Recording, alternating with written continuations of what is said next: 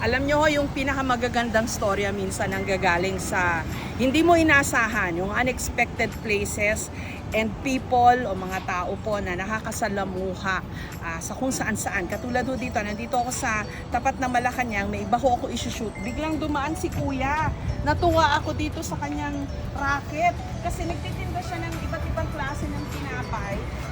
Tapos, tama-tama kasi puro baha tayo, may kasama ng tsinelas. Ang galing ng gimmick mo, Kuya. Anong pangalan mo? Samuel Castaneda. Sami. Sami. Paano nyo ho naisip tong gimmick na to? Tinapay, tapos may kasamang tsinelas. Ano po, ito yung unang gusto ko para sa sarili ko ng negosyo, sarili kong oras, at the same time, mayroon tayong kita. Oh, ang galing ha. Dito Pero tayo nabubuhay. yung tong tsinelas, yun ang patok kasi mabubusog ka na, may panlaban ka pa sa baha. O pag nabasa yung sapatos mo, di may tsinelas ka na rin mabibili kay Kuya. Totoo Galing. yun, totoo Magkano kita mo araw-araw, Kuya?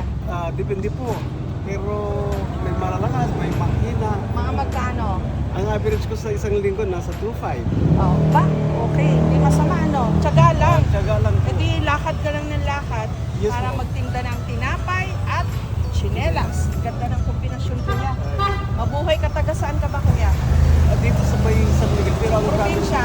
O, shout out saan sa Pangasinan? sa Pangasinan, San Carlos City, San Carlos Barangay City. Kalubawan. Oh, Maong. Maong. Maong. Ibig sabihin po sa ng Maayos. Maong sa Pangasinense, maayos, magaling. Magaling. Maong ang iyong racket, Kuya.